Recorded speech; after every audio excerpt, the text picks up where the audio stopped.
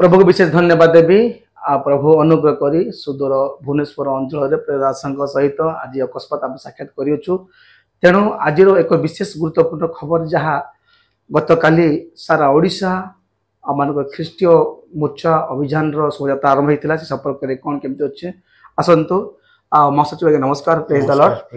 केमती अच्छा भल अच्छे आशा करुच्चे निश्चित भाव काली जो सुंदर आयोजन आपण मान सारा ओडिशावासी ख्रीष्टीय मोर्चा मान समस्त कार्य आयोजन होता से संपर्क कौन सब वार्ता रखिंट केमती सक्सेसफुल बोले अनुमान कर आज ओडिशा दर्शक मान कहवा निमंते आम ख्रीष्ट खबर को स्वागत करूँ। सर कौन कहतु।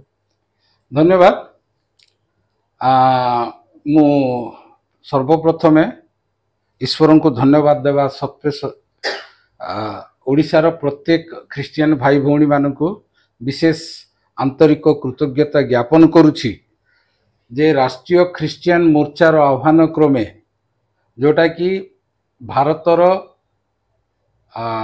625टा जिले में जिलापाल माध्यम रे सारा भारत रे ख्रीस्टियन मानक उपरे जो अत्याचार बढ़ी चली एवं मिथ्या अभियोग रे जो ताड़ना चली महामहिम राष्ट्रपति उद्देश्य रे गोटे स्मारक पत्र प्रदान करा जायछि। तन्मध्यरु ओडिशा प्रदेश मध्य एटी भाग नैतिला। ओडिशार 30टा जिल्ला रे स्मारक प्रदान करा जायछि। ता मध्यरु अनेक जिल्ला रे रैली बाहरी एवं शांति शोभायात्रा करी से माने जिलापाल ऑफिस रे पहुंची दाबी पत्र प्रदान करथिले। आउ एई समस्त कार्यक्रम रे ओडिशार प्रशासन विशेष करी पुलिस प्रशासन आम मान को यथेष्ट सहयोग करिसंती शांति श्रृंखला बजाय रखिबारे एवं आम मान को बा जो जो जिला मानकर रैली हेइछि प्रत्येक जिले रे अनेक प्रकार सहयोगिता आम प्रशासन पाखरु भी गतकाली पाई। तेणु आम ओडिशा प्रशासन को धन्यवाद दौछु। से आपण माने जानिथिबे ए रैलीटा आम कहीं आयोजन कलु ना विगत 6 मास रे सारा ओडिशा रे प्राय 54टी घटना घटी। 54टी घटनारू प्राय 32टी घटना लोकलोचन को आसी 54टी आसी किंतु 32टा घटना रे एफआईआर रजिस्टर्ड हेइछि सारा ओडिशा रे माने मालकानगिरी ठारो आरंभ करी मयूरभंज पर्यंत एपट आमर कटक जाजपुर ठू आरंभ करी सोनपुर अन्य बलांगीर जिला ए समस्त अंचल रे जेती घटना घटी ता मध्यरु अनेक घटना को एफआईआर करने को गले मध्य एफआईआर ग्रहण करी नाहंती। तेणु आमे महामहिम राष्ट्रपति को गोटे विषय अनुरोध कलु आम दाबी पत्र रे जे जेतेबेले ख्रीस्टियन माने अत्याचारित होउछंती सेतेबेले विभिन्न जगार प्रशासनिक सहयोगिता मिलु नथिला एवं मु सद्य घटना अपन मान कहिबी जे गजपति जिले रे नवेम्बर 16 तारिख रे गोटे मॉब लिंचिंग हुए ब्रह्मपुर ग्रामर सुदीप्त भाई उपरे खजुरीपदा रे जहाँ सेरंग थाना अंतर्गत सेरंग थाना रे 104/24 एफआईआर डिसेम्बर 3 तारिख रजिस्टर्ड हुए। आज पर्यंत ता उपरे कोनसी कार्यानुष्ठान हेई नाही सेटा दुखर कथा। तत्परे जाजपुर रे हेइची बालेश्वर रे हेइची पुणी मयूरभंज रे हेइची केउझर रे हेइची नवरंगपुर रे हेइची। आ नवरंगपुर घटना जदि मु टिके व्याख्या करे जे ख्रीस्टियन बोली निज जगार भी कबर देवाकू सुजोग देले नाही। तापरे जो लोक कबर देला आउ जने लोक ता कबररू सब काढ़ी की जाली देले। अच्छा ता उपरे भी गोटे रैली नवरंगपुर ख्रीस्टियन माइनॉरिटी परिषद से माने बाहर करथिले किंतु आज पर्यंत दोषी मान को धरा जाई नाही। तेणु आंकर जो निष्क्रियता বা ସେଇ ଅଞ୍ଚଳର ପ୍ରଶାସନର ନିଷ୍କ୍ରିୟତା ଦୁଷ୍ଟ ଶକ୍ତିକୁ ମନୋବଳ ବଢଉଛି। ଆଚ୍ଛା ଆଚ୍ଛା ସେମାନେ ଆଉ ଥରେ ଆକ୍ରମଣ କରିବାକୁ ଯାଉଛନ୍ତି। ଠିକ୍ ସେଇ ଜିନିଷଟା କ'ଣ ହେଇଛି ନା ଅଳ୍ପ କିଛି ଦିନ ତଳେ 2 ଜଣ କାଥୋଲିକ ନନ୍ କିଛି ପିଲାଙ୍କୁ ଉଚ୍ଚଶିକ୍ଷା ପାଇଁ ଧରିକି ଝାରସୁଗୁଡ଼ା ଯାଉଥିଲେ। ଖୋର୍ଦ୍ଧା ରୋଡରେ କିଛି ଦୁଷ୍ଟ ଚରିତ୍ର ବ୍ୟକ୍ତିମାନେ ଆସିକି ସେମାନେ ମୌଖିକ ଭାବରେ ରେଲୱେ ପୋଲିସକୁ କହିବାରୁ 18 ଘଣ୍ଟା କାଳ ସେମାନଙ୍କୁ ହାରାସମେଣ୍ଟ କରାଯାଇଛି। ମାନେ ଏଇ ମିଥ୍ୟା ଅଭିଯୋଗରେ ଯୋଉ ପ୍ରକାର ଭିତ୍ତିହୀନ ଅଭିଯୋଗରେ ଯୋଉ କାର୍ଯ୍ୟାନୁଷ୍ଠାନ ପୋଲିସ ମାନେ କରୁଛନ୍ତି ସେଇଟା ଟିକେ ଦୁଃଖ ଲାଗୁଛି। ତେଣୁ ଏସବୁ ବିଷୟ ଆମେ ମହାମହିମ ରାଷ୍ଟ୍ରପତିଙ୍କର ଦୃଷ୍ଟି ଆକର୍ଷଣ କରିଛୁ ଯେ ଆମ୍ଭମାନଙ୍କର ସାମ୍ବିଧାନିକ ଅଧିକାର ପାଳନ କରିବାକୁ ଦିଆଯାଉ, ପୁଣି ମାନବ ଅଧିକାର ହନନ ହେଉଛି ତାହା ପ୍ରତି ମଧ୍ୟ ଦୃଷ୍ଟିପାତ କରନ୍ତୁ। ପୁଣି ଆଉ ଗୋଟିଏ ଦାବି ମଧ୍ୟ ଆମର ରହିଛି, ବିଶେଷ କରି ଓଡ଼ିଶା କ୍ଷେତ୍ରରେ, ଯେ ଅଧିକାଂଶ ଦଳିତ ଶ୍ରେଣୀର ଖ୍ରୀଷ୍ଟିଆନ ମାନଙ୍କୁ ଓବିସିରେ ଯେଉଁମାନଙ୍କୁ ଗଣନା କରାଯାଉଛି ଉଚ୍ଚଶିକ୍ଷାରେ ଏବଂ କାର୍ଯ୍ୟ କ୍ଷେତ୍ରରେ 27% ସଂରକ୍ଷଣ ଦିଆଯାଉ।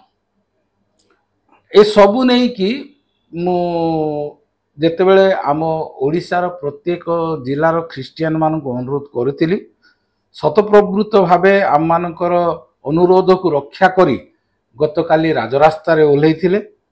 ଆଉ ଆଶା କରୁଛି ସେମାନଙ୍କର ଯେଉଁ ପ୍ରକାର ଭାବରେ ସେମାନେ ରାଲି ଡେମନଷ୍ଟ୍ରେସନ ବା ଶାନ୍ତି ଶୋଭାଯାତ୍ରା କଲେ, ଏହା ପ୍ରଶାସନିକ ସ୍ତରରେ ଗୋଟେ ବହୁତ ବଡ଼ ପ୍ରଭାବ ପକେଇଥିବ। ଆଉ ତାହା କେବଳ ଆଗାମୀ ଦିନ ହିଁ କହିବ। ତେଣୁ ମୁଁ ପ୍ରତ୍ୟେକ ଭାଇ ଭଉଣୀମାନେ ଯେଉଁମାନେ କାଲି ରାଲିରେ ଅଂଶଗ୍ରହଣ କରିଥିଲେ ସମସ୍ତଙ୍କୁ ପୁଣି ଥରେ ଆନ୍ତରିକ କୃତଜ୍ଞତା ଜ୍ଞାପନ କରୁଛି। ଆଉ ଆଶା କରୁଛି ଯେ ଆଗାମୀ ଦିନରେ ଯଦି କୌଣସି ପ୍ରକାର ନିର୍ଯାତନାର ଶିକାର ହୁଅନ୍ତି ଆମ ସହିତ ଯୋଗାଯୋଗ କରନ୍ତୁ। ଆମେ ଯେତେ ସମ୍ଭବ ହୁଏ ସାହାଯ୍ୟ କରିବାକୁ ନିଶ୍ଚିତ ଭାବରେ ଆଗେଇ ଆସିବୁ। ଆଉ କେବଳ ଆମ ଉପରେ ନିର୍ଭର ମଧ୍ୟ ଆପଣମାନେ କରନ୍ତୁ ନାହିଁ, ଆପଣମାନଙ୍କର ସାମ୍ବିଧାନିକ ଅଧିକାରକୁ ଆପଣମାନେ ସାବ୍ୟସ୍ତ କରନ୍ତୁ।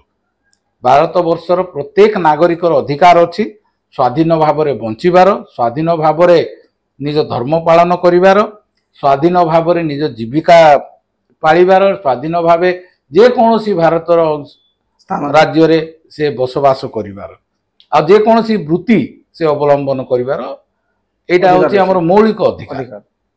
ତେଣୁ ଆପଣମାନେ ଭୟ କରନ୍ତୁ ନାହିଁ।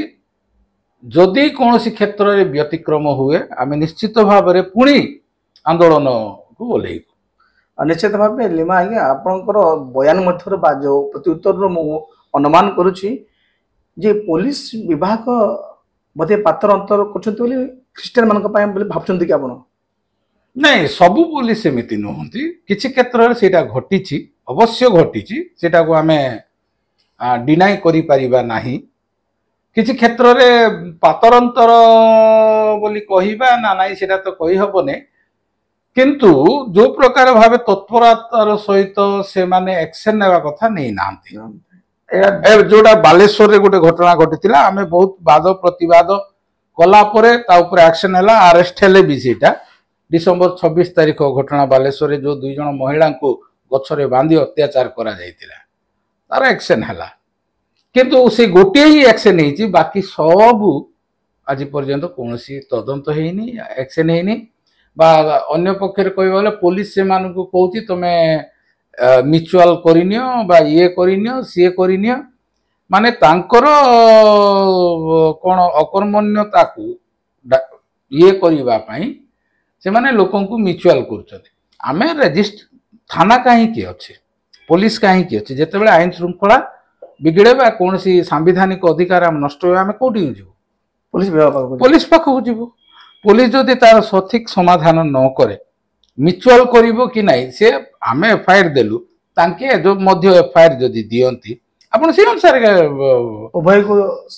ସେଇ ଅନୁସାରେ ବିଚାର କରନ୍ତୁ जदि आपण पारनांती केसटा को कोर्ट फॉरवर्ड करंतु उच्च स्तर उच्च स्तर जाओ प्रिय दर्शक बंधु माने निहाती आपण शुणिले आम लीमा महाशय सचिव आज्ञा आज कालीर विशेष घटना को सी दुख सहित प्रकाश करछंती जे विभिन्न क्षेत्र में विशेष कर क्रिश्चियन मान को तार न्याय दिया जाउछि आ धर्म को नहीं विशेष करके आ गोटे लोकज्ञान करा जाउछि ए संपर्क रे जेपरि समस्त समान स्थान में बंचिबा पई भारत अधिकार रही आईन नियम रही से आशा को नहीं आपण काल रैली करते तो निश्चित भाव आग को कौन वार्ता रखिबे प्रत्येक ख्रीष्टान समाज को ओडिशावासी को विभिन्न जिले रे प्रत्येक मंडली समाज अच्छी से मानको कौन पदे कहिबे आपण गोटे कथा कहबी भाई गोदावरीश महापात्रंकर गोटे कविता एति अछि हे कंकाल छिडु श्रृंखल जाग जागरे देखंतु आपण जेते बेले पर्यंत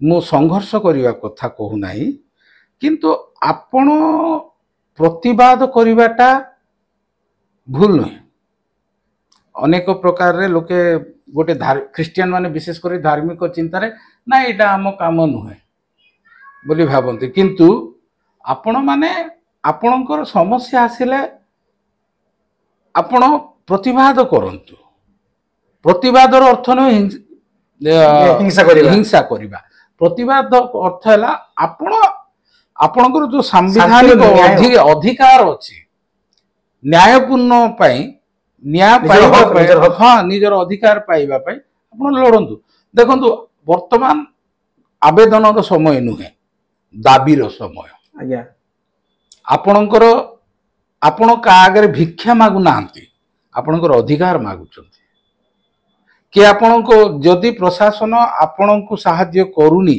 आपणकर अधिकार तार उच्च पदस्थ ऑफिसर को कहतु जदि कौन सी थाना रे आपणकर एफआईआर रजिस्टर्ड हो नाही भारत सरकार बा भारतर संविधान आमको देछि आपण एसपी को जणातु जदि एसपी भी तांको कथा रखु नांती ताले आपण सीधा सड़क कोर्ट को जाई के आपण केस करि परिबे से माने आपण को जीवन रक्षा करिबा पई संविधान ना रे एमाने शपथ नहीं छथि गोटे कथा किछि दिन तळे मु अमेरिका रो गोटे न्यूज पढुथिली जे किछि लोक प्रतिवाद करूथिबार ट्रम्प कहले मानको जाई तमे